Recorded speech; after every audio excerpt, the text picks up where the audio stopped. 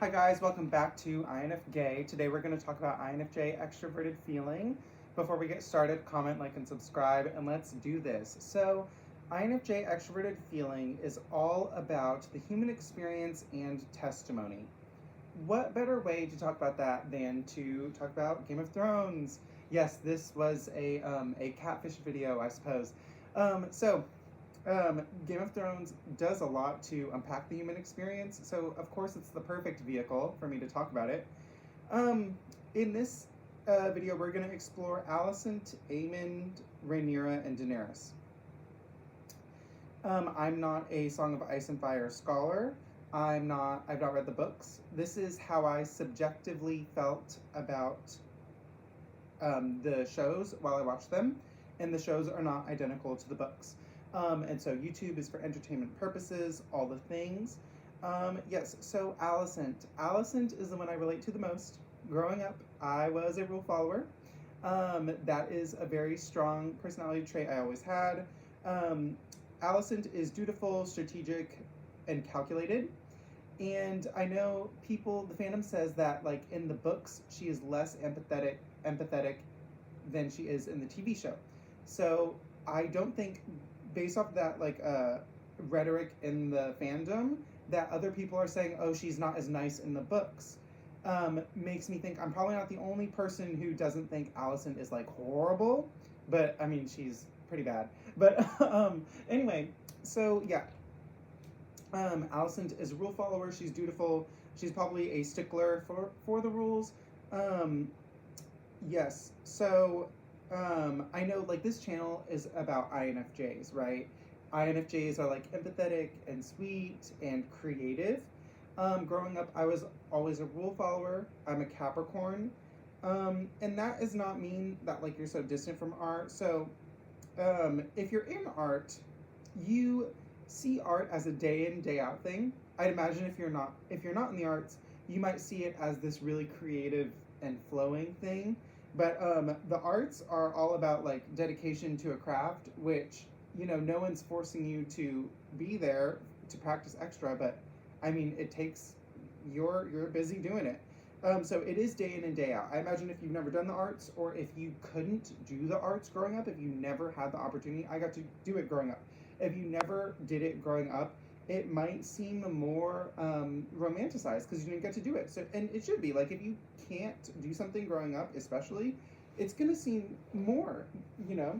Anyway, so, but just, like, some context, like, you know, stickler for the rules and artist are not antonyms, you know. And a lot of, like, yeah. So that's why I relate to Alicent.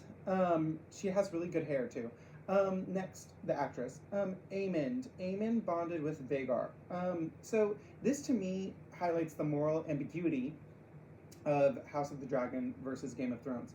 So everyone wants, like, Rhaenyra to, like, be a repeat of Daenerys. I don't think they're like at all. We're going to get into that later. But one of the biggest things that I think is the difference between Song of Ice and Fire and Game of Thrones is that, to me, Game of Thrones personifies evil in the White Walkers and in Cersei, if I'm going to be honest. And so it's clear good versus evil. Like, you're either, like, rooting for Sansa and Arya and are good, and Cersei's evil, or you're rooting for Daenerys and Cersei's still evil, right? So Game of Thrones is very good versus evil in my head, how I feel, not how everyone needs to feel. But Song of Ice and Fire, to me, with, like, Alicent not seeming like the source of all evil necessarily, and then we have Aemond bonding with Vhagar. So in this scene, when Aemond bonds with Vhagar, Vhagar is like this majestic, incredible dragon, and Vhagar has been alive forever, and it's really like a mystical thing when a dragon bonds with a Targaryen. If you watch the show, you know this. But the thing is, the dragon still chooses from among the eligible people. It's not like you're a Targaryen, you get a dragon. It could be, maybe, I'm not a scholar, but in this case, Vhagar could have chose anyone. Vhagar chose Aemond, and people got mad at Aemond, like it was Aemond, like Aemond did something wrong. But really, to get mad at Aemond is to doubt Vhagar's judgment. And so that's kind of like, this is kind of the building blocks of why I don't think House of the Dragon is like good versus evil. It just seems like this thing about the self-destruction of like humanity and like misusing or mismanaging their dragons, mismanaging their power. But I still think Rhaenyra is good, and like Alicent and Aemon are evil. Remember, Rhaenyra is fighting for like women's rights and things, and so yes, I still see that. But I like the compared to Game of Thrones, where it's like Cersei doing all this bad stuff and Daenerys doing all this good stuff. It's not quite as extreme. Then we have Rhaenyra. So Rhaenyra juxtaposed to Alicent, whereas Alicent is a stickler for the rules, Rhaenyra is very human. So Rhaenyra loves her kids, she loves her dragon, she chooses a romantic partner who she loves. She doesn't necessarily just go along with whoever people tell her to love. She has kids with a romantic partner who she loves outside of probably the expected rules and norms for a woman in that universe. And so yes. So if you think about it, like if you think of Queen as a job application, okay, in the world of A Song of Ice and Fire, you have two women applying to be Queen. Now Alicent gets turned down from Queen later, but the point is you have two people applying for power, and one is a stickler for the rules in this universe, and the other one is all about following their heart and doing what they think is right. And isn't that sweet? No, you're not going to pick the following the heart one. You're going to pick the rule follower in that universe. Does that mean it's right? No. Right, I'm on Rhaenyra's side, but yes. Just that this is very much how I view Game of Thrones, right? If Rhaenyra like wants the crown, she's doing it by being herself, being true to herself. She's not doing it by going the route she was supposed to, right? So it's kind of like, well, of course Rhaenyra is going to run into conflict, and it's the Game of Thrones universe. It's all about conflict and stuff. So it's a great entertaining show. So the other more about Rhaenyra. So Rhaenyra, unlike Daenerys, so we talked about Rhaenyra and Alicent. Now we're talking about Rhaenyra and Daenerys. So Rhaenyra to me seems very human. Rhaenyra has kids. Rhaenyra loves her kids. Rhaenyra loves her dragon. Rhaenyra's dragon lays eggs, and Rhaenyra's dragon is like sweet and all this.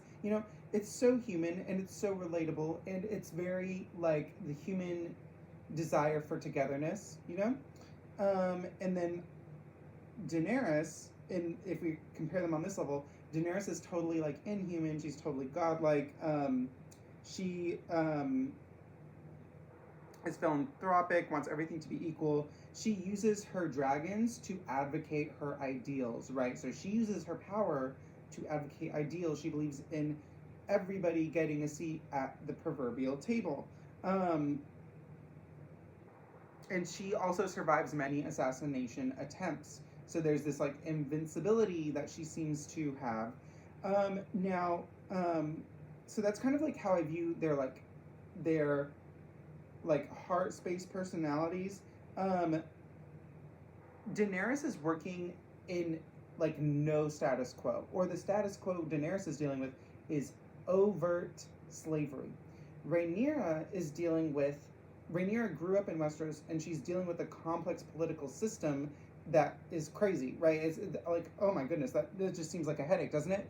And so Daenerys gets to be philanthropic, and she gets to kind of smash the status quo because it's like slavery and it's like bad, and like the people support her, the people come to aid her, and she wins like the hearts of the people she is bringing over to her cause, right? Rhaenyra challenges the status quo, interestingly, by bringing dragons to accessibility to the common people, right? That is like, whoa, like, what are you doing? You're making ordinary people think they're important. Whoa, so two very different angles on how to impact the world around you, right? Rhaenyra is not viewed like as a god when she does these things. She does get common folk in touch with dragons, and it's amazing. Yes, so Rhaenyra represents a messiah who like challenges the status quo, I think, that side. And Daenerys represents a messiah who like brings about change. So like if you think like where the concept of the messiah, if you live Western culture is probably from a character like Jesus, right? So Jesus was philanthropic and he challenged the status quo. He was changing a religion into a new religion. Like, oh my goodness, that's a lot of work. But um, so like Daenerys gets the side where she's like really philanthropic and like is bringing everything back. Rhaenyra is changing the society from the inside out, and those people didn't like it, right? Jesus was a man in the tradition. He's a man, and he was crucified, right?